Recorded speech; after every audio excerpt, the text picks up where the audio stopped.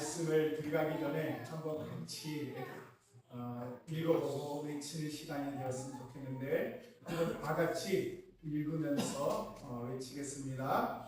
말씀을 전하는 입술에는 권능을, 말씀을 듣는 성도들의 마음에는 은혜를, 그리고 그 말씀을 사랑하는 삶에는 변화와 열매를 허락하여 주소서. 아멘. 지난주 우리나라와 중국에는 기록적인 집중호우가 이어졌습니다. 평범했던 마을이 몇 시간 만에 물에 잠기고 익숙하게 다니던 길은 갑자기 끊어졌으며 많은 주민들이 집을 떠나 긴급 대피해야 했는데요. 한 주민의 인터뷰가 오랫동안 마음에 남았습니다. 아침에 집을 나설 때만 해도 오늘 이런 일이 생길 줄은 몰랐습니다.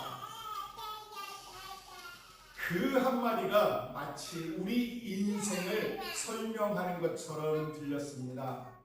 누구도 아침에 눈을 뜨면서 오늘 내 삶이 무너질 것이라고 예상하지 않습니다. 누군가에게 온 전화 한 통이 평범했던 일상을 바꾸기도 하고 믿었던 사람의 말 한마디가 오랫동안 마음에 상처를 남기기도 합니다. 성실하게 살아왔는데도 예상하지 못한 실패를 만나고 하나님을 믿는데도 감당하기 어려운 눈물을 흘리는 날이 찾아오기도 합니다. 그렇다면 우리는 자연스럽게 한 질문 앞에 서게 되는데요. 왜 하나님의 자녀에게도 이런 고난이 찾아오는 것일까요? 예수님을 믿으면 모든 문제가 사라질 것이라고 기대했는데 왜 우리의 삶에는 여전히 눈물과 아픔이 남아있는 것일까요? 오늘 우리가 읽은 로마서 8장은 바로 그 질문을 피해가지 않습니다.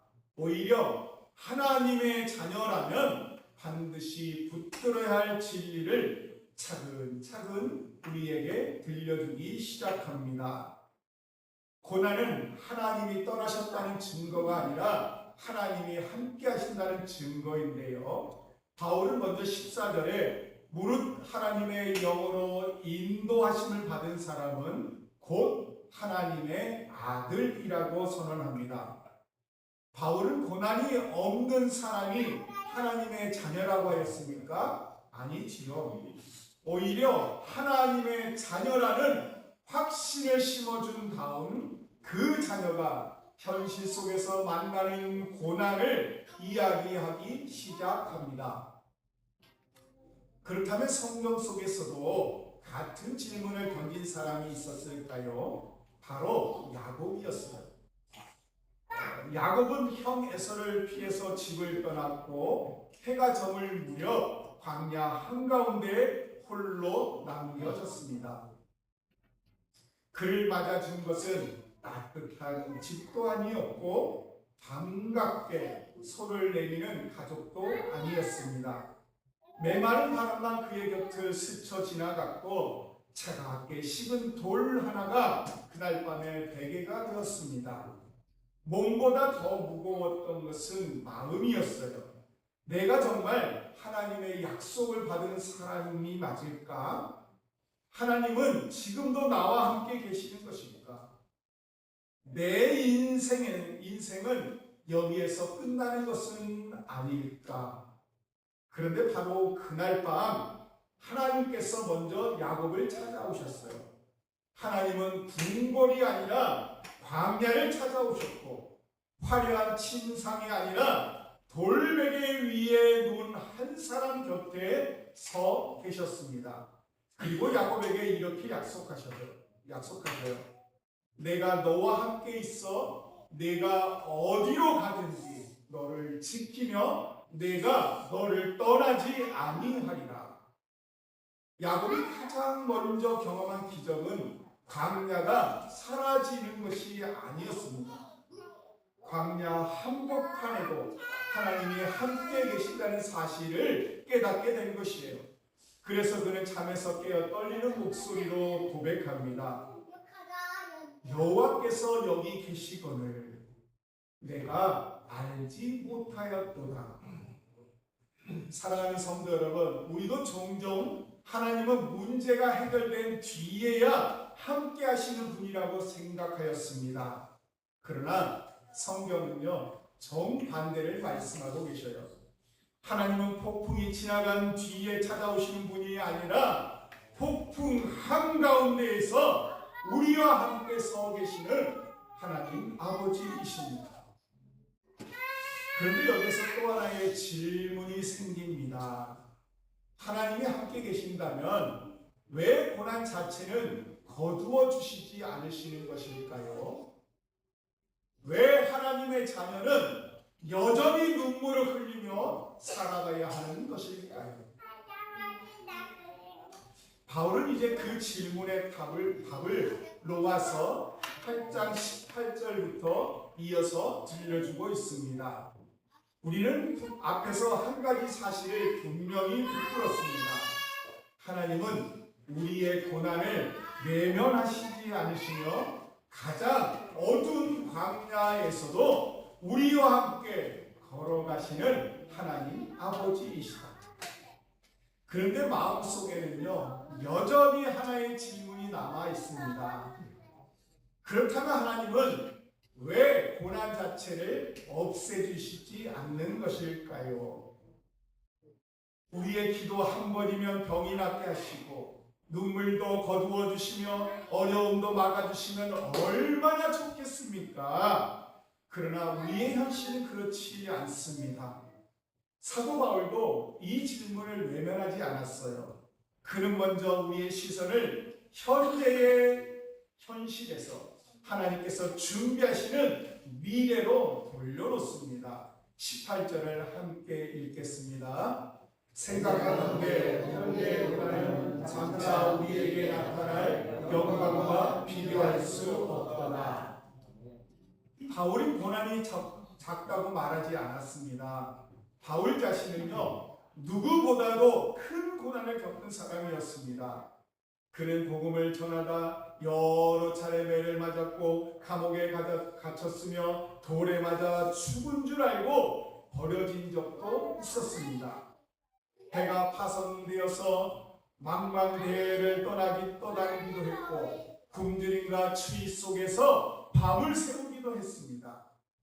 그러므로 바울은 고난을 책에서 배운 사람이 아니라 몸으로 견뎌낸 사람이었습니다.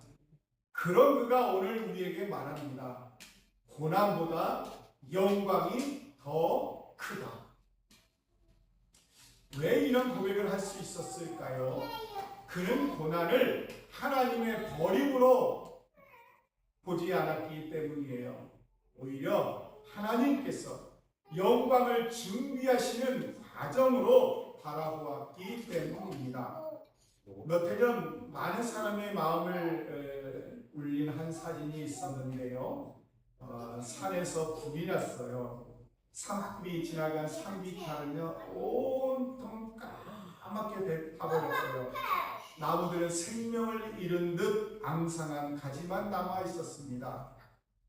누구나 그 산을 보면서 이제는 끝이라고 생각했습니다. 그런데요, 몇 달이 지나니까 놀라운 일이 일어났어요. 검게 그을린 땅을 보고 연두빛 새싹들이 하나 둘 올라오기 시작했습니다. 죽음처럼 보였던 자리에서 새로운 생명이 피어나기 시작했던 것입니다. 산림 전문가들은 설명하는데요, 어떤 씨앗은 뜨거운 열을 만나야만 단단한 껍질이 열리고 비로소 새로운 생명을 싹 틔운다고 말합니다. 불이 끝이 아니라 새로운 시작이 되는 것입니다. 바울도 비슷한 이야기를 들려줍니다. 현재의 고난은 끝이 아니라는 것입니다. 하나님은 우리의 눈물이 헛되게 흐르도록 내버려 두시는 분이 아니십니다.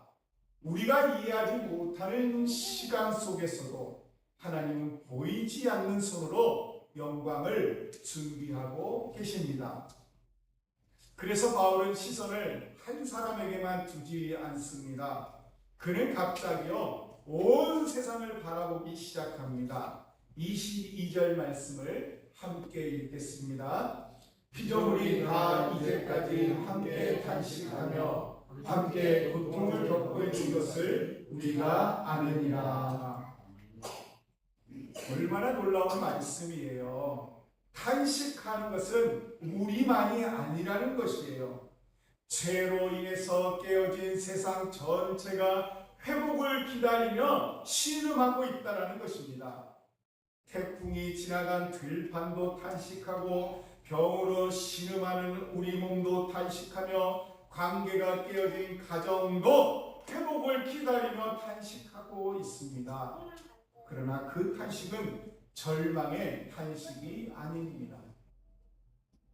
바울은 그것을 해산의 수고에 비유합니다.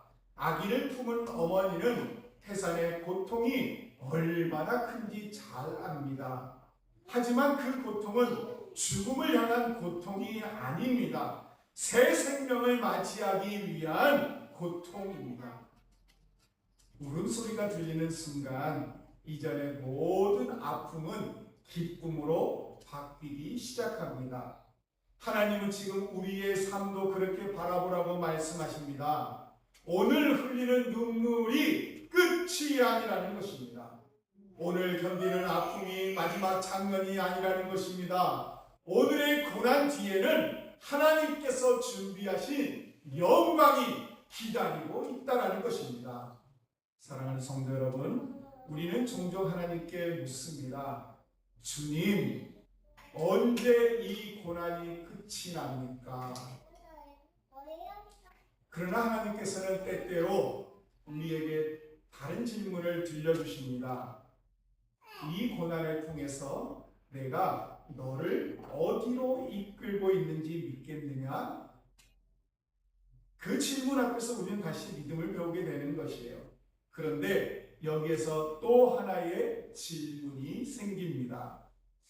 그 영광이 기다리고 있다는 사실을 안다고 해서 오늘의 눈물이 당장 마르지는 않는다는 것이에요. 그렇다면 우리는 어떻게 이 긴 기다림의 시간을 끝까지 견딜 수 있을까요?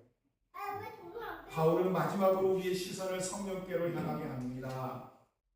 고난의 길을 혼자 걸어가는 것이 아니라 성령께서 우리와 함께 걸어가신다는 놀라운 약속을 들려주기 시작합니다. 우리는 지금까지 두 가지 사실을 함께 살펴보았어요.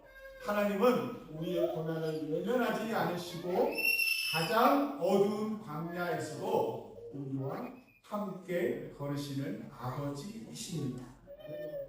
또한 지금의 고난은 끝이 아니라 장차 나타날 영광을 준비하시는 하나님의 과정이라는 사실도 배웠습니다.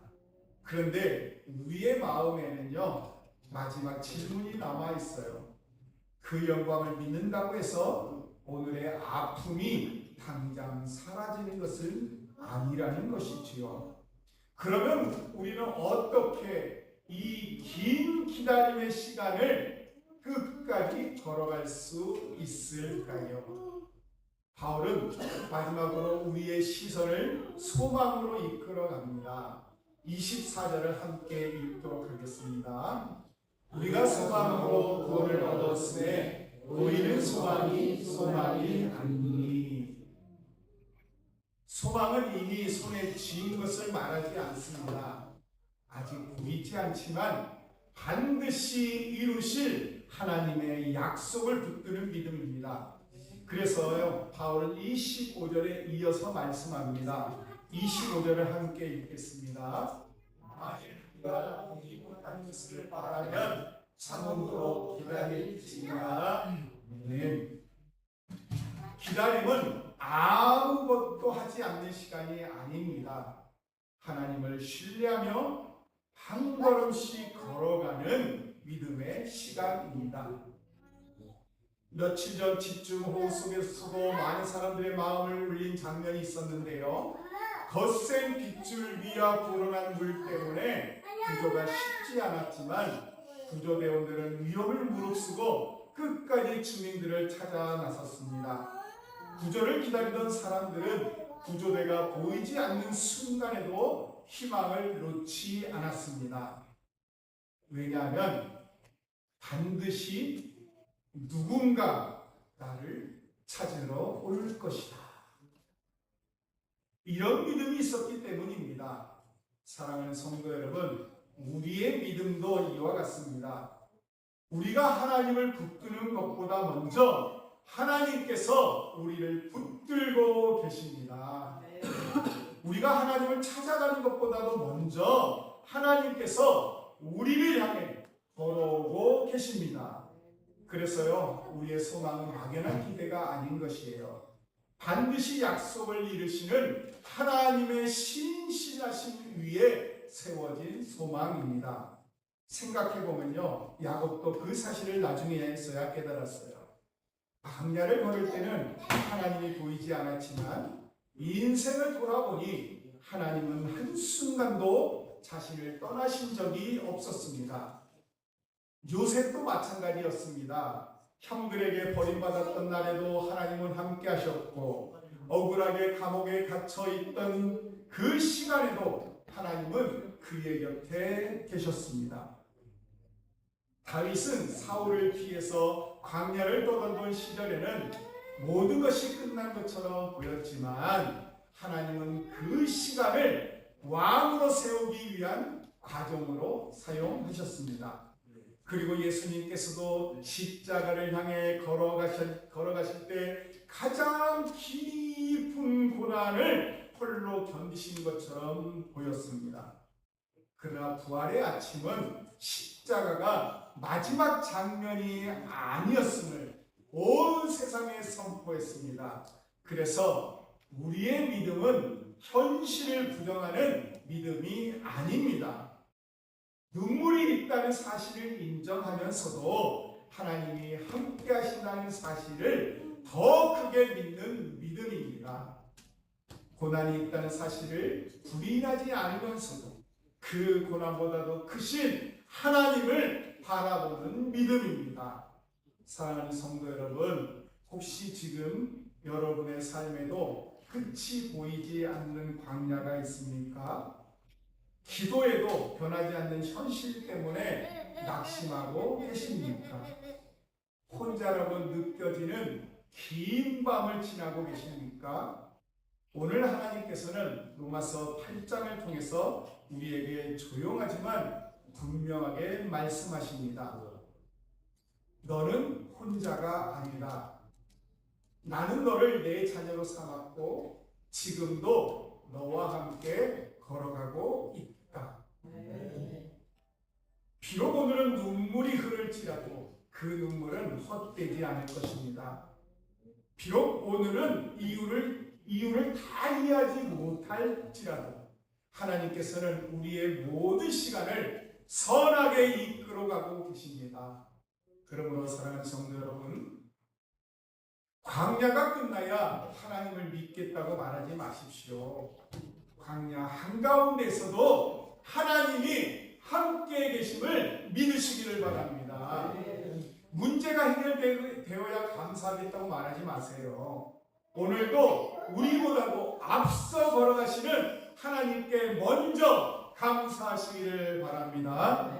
우리보다 먼저 광야를 걸으셨던 예수 그리스도께서 지금도 우리와 함께 걸어가고 계십니다. 성령께서는 우리 연약함을 아시고 말할 수 없는 탄식으로 우리를 위해 친히 간구하고 계십니다. 그러므로 우리는 결코 혼자가 아닙니다. 오늘도 하나님은 자녀된 우리를 붙드시며 영광의 날까지 한 걸음 한 걸음 인도하고 계십니다. 이 은혜가 사랑하는 성도 여러분 모두의 삶 가운데 날마다 더욱 깊이 경험되기를 주님의 이름으로 소망합니다. 눈물의 골짜기를 지날 때에도 하나님의 손을 놓지 않는 믿음을 주시고 광야의 길을 걸어갈 때도 함께 하시는 하나님의 인재를 날마다 경험하게 하시며 현재의 고난을 장차에 나타날 영광의 소망으로 바라보는 믿음을 허락하여 주시기를 주님의 이름으로 축원합니다.